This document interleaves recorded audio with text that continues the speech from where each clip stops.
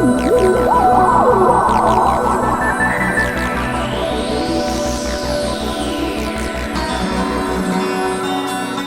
ನಿರೀಕ್ಷೆಯ big boss season 12 ಆರಂಭವಾಗಿದೆ. September 28ರ ಭಾನುವಾರ ಸಂಜೆ 6 ಗಂಟೆಗೆ ಪ್ರಸಾರವಾದ ಬಿಗ್ ಬಾಸ್ ಗ್ರ್ಯಾಂಡ್ ಓಪನಿಂಗ್ ಕಾರ್ಯಕ್ರಮದಲ್ಲಿ ಒಂದು ವಿವಾದಾತ್ಮಕ ಘಟನೆ ನಡೆದಿದೆ. ಅದು ಕೂಡ ಕಾರ್ಯಕ್ರಮ ನಡೆಸಿಕೊಡುವ ಕಿಚ್ಚ ಸುದೀಪ್ ಅವರಿಂದಲೇ ನಡೆದಿದೆ ಅನ್ನೋದು ಅಭಿಮಾನಿಗಳಿಗೂ ಅಚ್ಚರಿ ಮೂಡಿಸಿದೆ.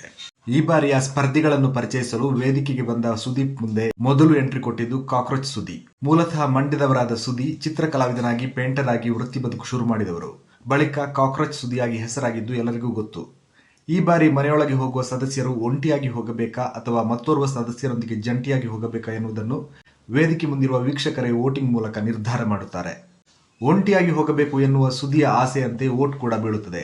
ಒಂಟಿಯಾಗಿ ಎಂಟ್ರಿ ನೀಡುತ್ತಾರೆ. ಆನಂತರ ಕೆಆರ್ ಪೇಟೆಯ ಸುಂದರಿ ಕಾವ್ಯ ಶೈವ ವೇದಿಕೆಗೆ ಬರುತ್ತಾರೆ. ಕಲರ್ಸ್ ಕನ್ನಡದ ಕೆಂಡಸಂಪಿಗೆ ಧಾರಾವಾಹಿಯ ಈ ನಟಿ ಕೊತ್ತಲವಾಡಿ ಮೂಲಕ ಚಿತ್ರನಟಿಯಾದವರು. ಈಕೆಗೆ ವೀಕ್ಷಕರ ವೋಟ್ 75%ಗಿಂತ ಕಡಿಮೆ ಬೀಳುವ ಕಾರಣ ಜಂಟಿಯಾಗಿ ಹೋಗಲು ಕಾಯಬೇಕಾಗುತ್ತದೆ. ಸೆಲೆಬ್ರಿಟಿ ನಾಯಿಗಳ ಮೂಲಕ ಹೆಸರು ಮಾಡಿರುವ ಸತೀಶ್ 3ನೇ ಸದಸ್ಯನಾಗಿ ಪ್ರವೇಶ ಮಾಡುತ್ತಾರೆ. ಇವರಿಗೆ ಬೀಳುವ ಮತಗಳ ಸಂಖ್ಯೆಯು 75%ಗಿಂತ ಕಡಿಮೆಯಾಗಿರುತ್ತದೆ. 4ನೇ ಸ್ಪರ್ಧಿಯಾಗಿ ಬರುವ ಗಿಲ್ಲಿ ನಟ ಜಂಟಿಯಾಗಿ ಹೋಗಬೇಕಾದಾಗ ಕಾವ್ಯ ಶೈವ ಜತೆಯಾಗುತ್ತಾರೆ. 5ನೇಯವರಾಗಿ ವಾರ್ತಾವಾಚಕಿ ನಟಿ ಜಾಹ್ನವಿ ಎಂಟ್ರಿ ಕೊಟ್ಟು ಒಂಟಿಯಾಗಿ ಮನೆಯೊಳಗೆ ಸೇರುತ್ತಾರೆ.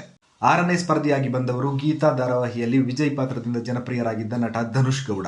ಇವರು ಕೂಡ ಒಂಟಿಯಾಗಿ ಮನೆಯೊಳಗೆ ಸೇರುತ್ತಾರೆ. 7ನೇ ಸ್ಪರ್ಧಿಯಾಗಿ ರಿಯಾಲಿಟಿ ಶೋ ಮೂಲಕ ಹೆಸರು ಮಾಡಿರುವ ಚಂದ್ರಪ್ರಭಾ ಎಂಟ್ರಿ ಆಗುತ್ತದೆ. ಚಂದ್ರಪ್ರಭಾ ಜಂಟಿಯಾಗಿ ಹೋಗಲು ಸತೀಶ್ ಅವರನ್ನು ಆಯ್ಕೆ ಮಾಡಿಕೊಳ್ಳುತ್ತಾರೆ.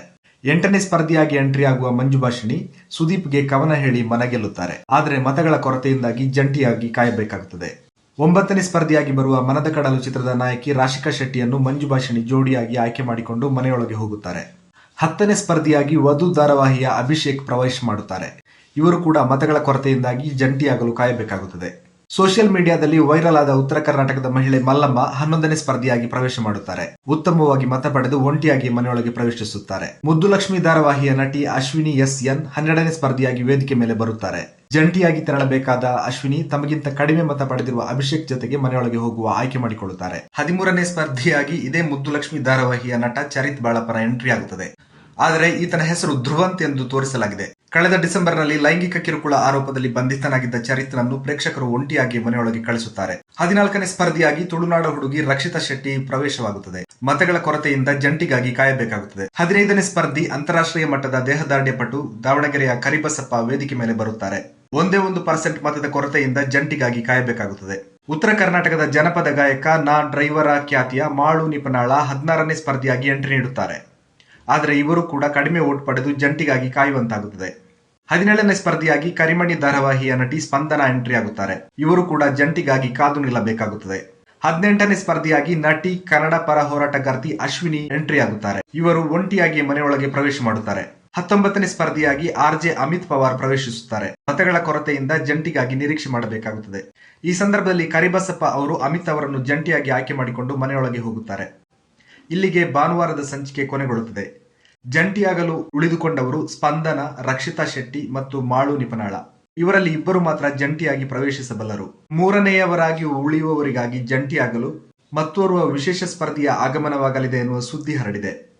ಸುದೀಪ್ ಅವರು ಕೂಡ ಈ ಸೀಸನ್ನಲ್ಲಿ ಮನೆಯೊಳಗೆ ಹೋಗಲಿರುವ ಇವತ್ತಿನ ಸದಸ್ಯರು ಇಷ್ಟೇ ಎಂದು ಒತ್ತಿ ಹೇಳುವ ಮೂಲಕ ಇನ್ನೂ ಒಬ್ಬರ ಆಗಮನದ ಸುಳಿವು ನೀಡಿದ್ದಾರೆ. ಇದರ ಸತ್ಯಾಸತ್ಯತೆ ಸೋಮವಾರದ ಸಂಚಿಕೆಯಲ್ಲಿ ಬಯಲಾಗಲಿದೆ. ಆದರೆ ಬಿಗ್ ಬಾಸ್ ಮನೆಯಂತೂ ಇದುವರೆಗಿನ ಎಲ್ಲ ಸೀಸನ್ಗಿಂತಲೂ ಆಕರ್ಷಕವಾಗಿ ಸಿದ್ಧವಾಗಿದೆ. ಇದಕ್ಕೆ ಕಾರಣ ಅರಮನೆಯಂತಹ ಅಲಂಕಾರದಲ್ಲಿ ನಾಡಿನ ಸಾಂಸ್ಕೃತಿಕ ವೈಭವ ಸಾರುವ ಚಿತ್ರಣಗಳನ್ನು ಮನೆಯೊಳಗೆ ತೋರಿಸಲಾಗಿದೆ. ಆದರೆ ಮನೆಯೊಳಗೆ ಪ್ರವೇಶಿಸಿ ವೀಕ್ಷಕರಿಗೆ ಪರಿಚಯಿಸುವ ಸಂದರ್ಭದಲ್ಲಿ ನಿರೂಪಕ ಸುದೀಪ್ ಆಡಿರುವ ಮಾತು ವಿವಾದ ಮೂಡಿಸಿದೆ.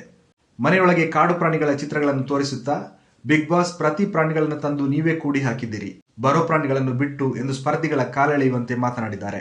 ಸಾಮಾನ್ಯವಾಗಿ ಸುದೀಪ್ ಕಾಲೆಳೆಯುವ ಮಾತಿಗಿಂತ ದೂರ, ಏನಿದ್ದರೂ ನೇರ ಮಾತು. ಮಾತ್ರವಲ್ಲ, ಬಿಗ್ ಬಾಸ್ ಸ್ಪರ್ಧಿಗಳ ಹಿನ್ನೆಲೆ ಏನೇ ಇದ್ದರೂ ಪ್ರತಿಯೊಬ್ಬರನ್ನು ಕೂಡ ಸರ್, ಮೇಡಮ್ ಎಂದು ಗೌರವದಿಂದ ಮಾತನಾಡಿಸುವುದು ಇವರ ಸ್ವಭಾವ. ಇಂತಹ ಸುದೀಪ್ ಮನೆಗೆ ಬರಲಿರುವ ಸದಸ್ಯರ ಬಗ್ಗೆ ಬರೋ ಪ್ರಾಣಿಗಳು ಎಂದಿರುವುದು ಈಗ ವಿವಾದದ ಕಿಡಿ ಹೊತ್ತಿಸಿದೆ. ಇದೇನಾ 12ನೇ ಸೀಸನ್ ಸ್ಪರ್ಧಿಗಳಿಗೆ ನಿರೂಪಕ ಸುದೀಪ್ ನೀಡುವ ಮರ್ಯಾದೆ ಎನ್ನುವ ಪ್ರಶ್ನೆ ಉದ್ಭವಿಸಿದೆ. ಡಿಜಿಟಲ್ ಬರಕ್ ಮುಂಚೆ ಎಲ್ಲಾ ಸಿನಿಮಾನೂ ಈ ನೆಗೆಟಿವ್ ಅಲ್ಲಿ ಆಗ್ತಾ ಇತ್ತು. ಸಿನಿಮಾ ಅಂದ್ರೇನೆ ನೆಗೆಟಿವ್ ಅನ್ನೋ ಕಾಲ ಇತ್ತು. ಈಗ ಕಾಲ ಬದಲಾಗಿದೆ. ನೆಗೆಟಿವ್ ಇಂದ ಡಿಜಿಟಲ್ ಆಗಿದೆ. ನೆಗೆಟಿವ್ ನ್ಯೂಸ್ ಇಂದ ಪಾಸಿಟಿವ್ ನ್ಯೂಸ್ಗೆ ಬದಲಾಗಿದೆ. ಅದೇ ಪಾಸಿಟಿವ್ ಪಿಕ್ಚರ್ ಯೂಟ್ಯೂಬ್ ಚಾನೆಲ್ ನೋಡಿ ಸಬ್ಸ್ಕ್ರೈಬ್ ಮಾಡಿ.